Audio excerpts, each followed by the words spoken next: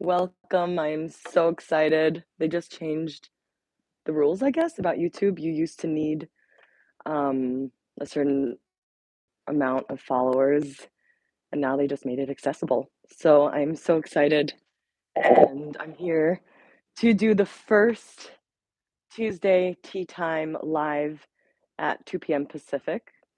I'll be doing this every week at 2 p.m. Pacific Tuesday while drinking tea. So obviously, since I'm pretty new to YouTube, this is my very first time and nobody's here. So I'm going to be speaking to those future yous that are excited to connect and are meant to connect within divine timing and divine will. I feel like these souls out there I'm meant to connect with, and YouTube keeps popping up. So I love that I'm excited about it. I love that this is new. I love that I feel like I'm taking baby steps and figuring out this organic way of being. Today, we're going to talk about the end of days narrative. And it's that end of days narrative is echoing pretty hardcore. And we're each processing it in different ways. So, first of all, if you resonate with this content, the only way to share more of it is by knowing that it's resonating with people. So, if you subscribe or like or put that ding dong bell, you can be part of this co creative community that's being birthed through me. I really feel like it is time for me to fully accept what comes through and share. I feel like life is this playing the leader game, like, and we each have our time to lead and share what comes through for us. So I really feel that really strongly within my own being. Whew. So yeah, every Tuesday I will be sharing on a topic and really um, am excited to make it more like feel more connected to you guys, to be able to answer questions, to be able to do um, weekly healings and theta downloads. For now, I'll just be expanding on this topic, the end of times narrative. And at the end, I will be improvising some form of song. Okay, I'm gonna take a sip of my tea. Yay. So, the end of times narrative. Everybody is experiencing this massive change, the great reveal, the apocalypse. Like, we're all one body and we're really feeling it. And we each have our own way of digesting it and expressing it. What I'm finding is there's been within me, and I'm sure within many, a battle of how to digest this, whether we're being realistic, whether we're being responsible, whether we're doing what we're supposed to do. Are we getting our end of days kit ready? Are we buying food and saving it? Are we on the right land for the end of days? Are we in the right relationship for the end of days? And if you're not feeling this narrative of end of days, then fuck yeah. I'm so happy for you.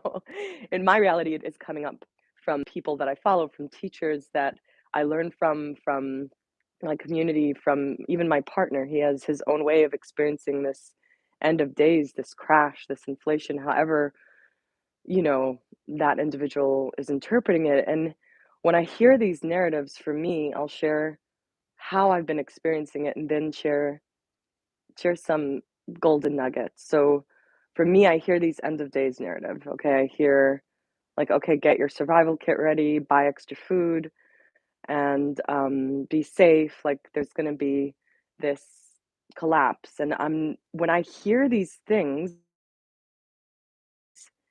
it doesn't feel for me my highest truth to operate based on these narratives that I'm hearing. It just doesn't. It almost feels like if I were to, it would feel like people pleasing. Like I'm people pleasing people's realities and narratives. And it's been challenging because some people online like that I deeply trust and have been with me, like I've been with them for years. I'm like, this doesn't feel a million percent for me because of how I understand energy and how I understand the universe. This isn't my highest truth. And so while feeling these contractions, while hearing these narratives, now it doesn't mean that it's not happening. It doesn't mean that it's not true. It doesn't mean that this doesn't serve a segment of humanity, a segment of consciousness. I'm not saying that. I'm just saying for me, it has felt like a distortion to operate based on these narratives. And so I asked, like, just inquiring and contemplating within myself. I'm gonna take a sip of tea because it is Tuesday tea time, you know? Yum. It's like a mixture of 7 different kinds of mushrooms, non-psychedelic, and Earl Grey tea. I just got off coffee, so it feels amazing. I'm actually shocked that I used to drink coffee every day first in the morning. Now I have it as like a little treat, which is really fun. Like when I don't need the energy, I'm just doing it for flavor. So, regarding how it feels distorted within me, when I sit in contemplation and I ask Creator, like, am I bypassing? Am I not being responsible? Am I going to pay a price for denying this undeniable truth and unfolding and taking action based on these narratives? And what's been coming through again and again is like, no, like their narrative can be their narrative. Their story can be their story. Their process of awakening can be their process of awakening. And yours does not need to be like theirs. So I realized this was coming along with a lot of comparison programs that were creating suffering within my system, or this like, oh, I'm not doing a good job from like school education systems, those kinds of beliefs that it was like bringing up, like, oh, I'm not part of the herd, or like, I have a different opinion. It's not the right answer. Just like allowing those programs to purge. And also, what came through was that, like, you're allowed to share your unique narrative. You're allowed to share what you're experiencing directly from creator. And there's a reason that there's not a lot of that narrative going around because it's up to you, to me, to share what's coming through for me. So rather than shaming myself for not hopping on board with even my own partner's narrative, like we have dialogues about this. I'm like, I don't really agree with living this month like it's all going to collapse in 4 weeks. Like, I just don't resonate, but that's what lights him up to help people through that. And maybe in his paradigm, he is experiencing that. Like, so what comes through is the remembrance of this multidimensional quantum universe. It is not some thea- theoretical, philosophical thing. This literally is, and this is one of the things what's being remembered, like I'm remembering this as a physical, tangible reality. This planet, this experience, this human experience is a multi-dimensional one. There can be multiple timelines. There can be multiple ways of experiencing this planet. It is unlinear. It is quantum. It is magical. It is unpredictable. It is uncertain. And that's what makes it exciting. So remembering the acceptance of, yes, he could be right and I can be, we can all be true. And we still can give ourselves permission to share our unique narrative, to be the main storyteller, to be that's what they used to do in native times. They would all gather around a fire and tell stories. So part of this unfolding is seeing that it actually not only part is an illusion, this whole experience is an illusion. We are not our bodies, and that helps us become more. We are not this physicality. We don't need these things in order to exist. But that allows me to feel gratitude more for these things. We don't need validation, but it is fun to connect and to be witnessed and seen. You getting it? I know you get it. Otherwise, you wouldn't be watching this. We're already 9 minutes in. Wow. Okay. So, A, a little review before we move forward. Remembering that it is a multidimensional quantum reality and planet. Not only that, you are that. You are a multidimensional quantum human. This is what we're evolving into. Some call it the rainbow body, some call it the fourth plane, whatever you want to label it. We are feeling this as one body. We're learning how to operate this. We're remembering how to be this. We're not the first to experience this. There are many civilizations that we haven't communicated with yet, maybe some of us. and maybe we have and we didn't really acknowledge it and we thought it was like some weird trip or hallucination or dream that already been experiencing this process. Like, so we're moving into the remembrance that yes, there's that narrative and it's true. And what's coming through for me is valid, is valuable, is worthy. And it's okay that I express it for the sake of expression. It is a medicine. This story that's coming through is medicine and finding excitement within that of like there's some freak out of like, oh my God, it's all an illusion. Blah, blah, blah. Well, we all hate that person. That's true. Well, the government's bad. That's true. Well, those in power are evil. That's true. Like it's easier to make a unified truth about things that are hated or go against because it's more challenging to all be the same about truth because when we tap into truth it comes through differently within our each of our unique beings that we are. So there's this sameness that, again, I've talked about this a lot lately, to rid ourselves, to free ourselves from needing to be same. It's kind of cancerous to like feel like we all need the same cells, like, oh, we're all the same. Let's create this density and realness.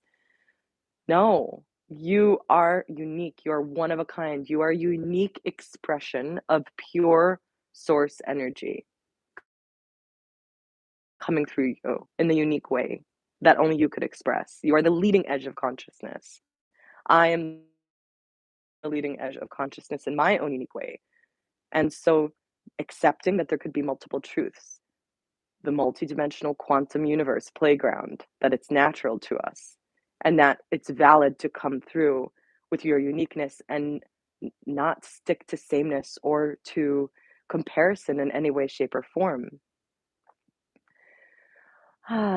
So these are the gifts that, in my experience, what's happening with the collective is there are all these fears coming up about this end of days, like all these horrible predictions that maybe when experienced, they're not going to be that horrible. There's going to be a gift in them, like when sometimes when a person gets a disease, it's like, oh my God, this is my first worst nightmare. But there's a gift in it that it's like, oh my God, I'm so grateful. My heart would have never opened. I would have now I get to help people that have this similar issue and I get to step into my leadership. All horrific things turn into a gift. And everything always being a gift is a code from creator that we can constantly come back to and create as true, which is a whole nother topic, codes from creation that I will delve into someday. Or maybe today. Who knows? We'll see what comes through. Everything is always a gift. And so there's this fear and resistance about what's coming, but all there is this here now moment unfolding. So the reason I feel these projections of worst possible case, people are literally speaking and creating their worst fears coming true and telling people about it. And it's almost like there's some trauma there from past lives that's being projected into this deep rebirth that we're all going through in remembrance of our true nature. It's almost like when you have a beloved love you deeply for the first time, all these traumas of past relationships come up. Oh, you're going to abandon me. Oh, you don't really love me. Oh, I'm going to be hurt. And all of those things need to be purged from our psyche if we actually really are experiencing the stepping into new earth. Some call it heaven on earth, where all of us are christened. We all have our own unique way of expressing it, but we can all feel it occurring within our being. I mean, I felt it last night where I'm like, oh my God, I've never felt this free before. Like, I didn't need to go to a Halloween party. I just wore my unicorn onesie. I'm like, I feel so satisfied. I feel so connected to all that is. While I'm alone, I feel like I'm all one with all. And I have full permission to take my time and to heal and to nourish myself. I just felt so free and joyful and and I'm like, wow, there's this process that's unfolding through me that's beyond me and it's happening through us.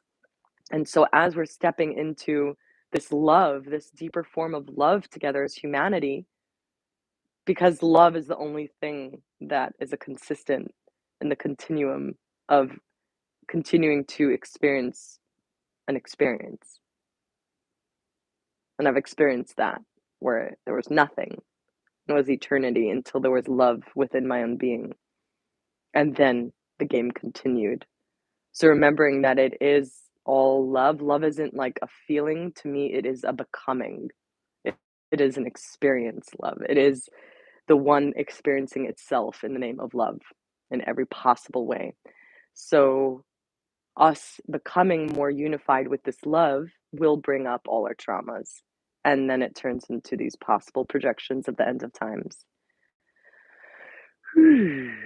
So let's tune in to see if there's more. Mm, mm, there's so much more to say. I'll just talk about the that excitement, that this fight or flight nervousness could be exciting. Like children play hide and seek. I was with children a lot lately, and we played this like dark hide and seek game and like creepy instrument playing while looking for each other. And there's this excitement in the darkness and the fear and the unknown and the uncertainty. There was like so much resistance up till now toward you got to know what you're doing in order to receive love. Like, what have you been doing? I'm doing this. Will you validate me now? I've been doing this. Will you see me as worthy now? And in uncertainty, there is the unknowing, that excitement of that child can override all of it and connect us to Creator, knowing that we are fully supported by the energy of creation at all times. We are connected to unconditional love at all times, that we're made of that. And that brings in excitement. And that excitement brings in play. And that play brings in our inner child. So I call this the inner child. Talk about freeing the children of the planet, let's free our own inner child first, our own innocence, our own embracing of the unknowing and uncertainty, and melting into love and into the embrace.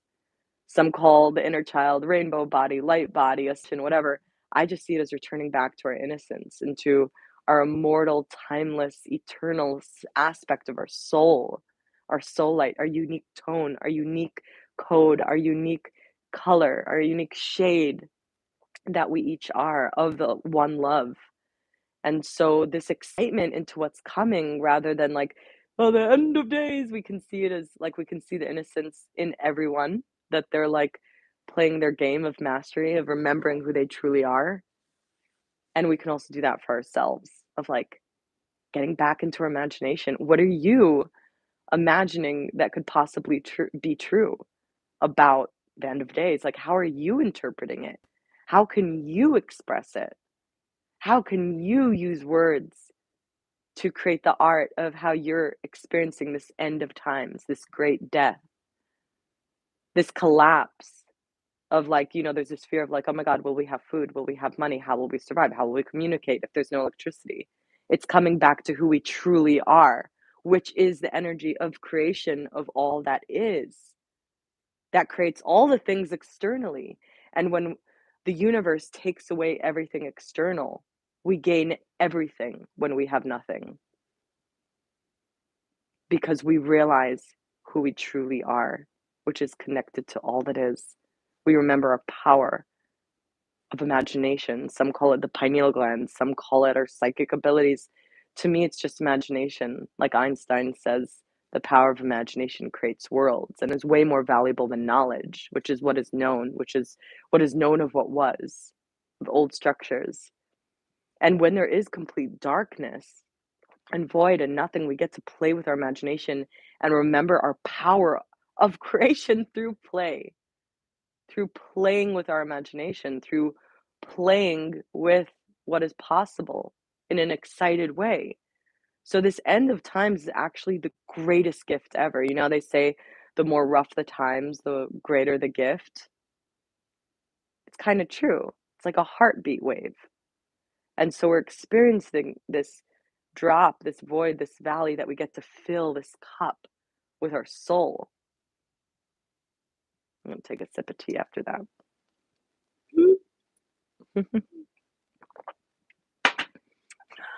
It's funny to just be live and speaking to myself, but I feel like I'm speaking to people. It's really trippy.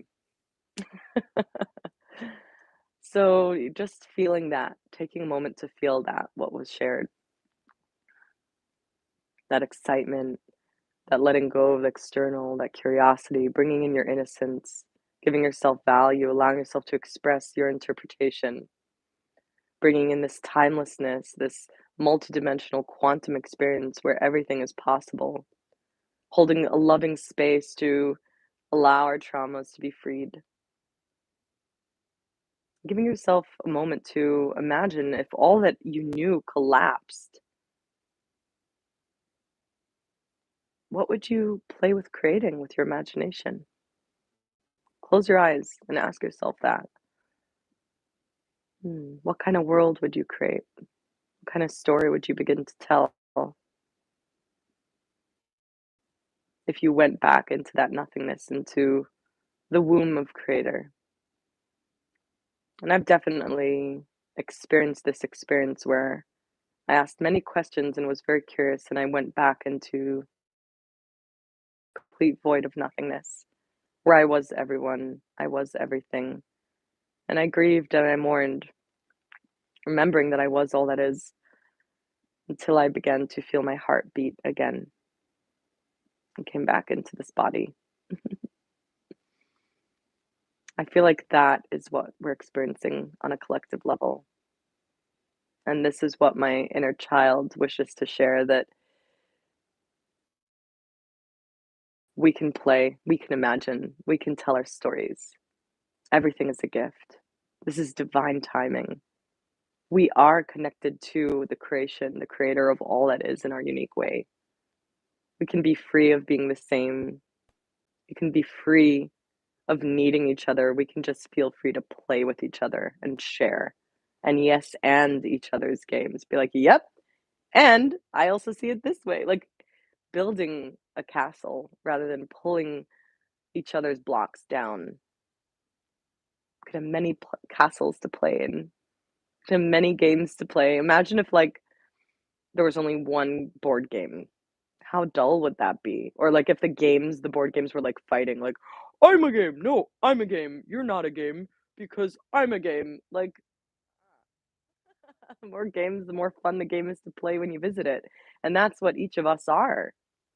Each of us are this portal of play, of exploration. That's why we're here. Ah, okay, love. So I feel called to, this is like an endless well for me. I just love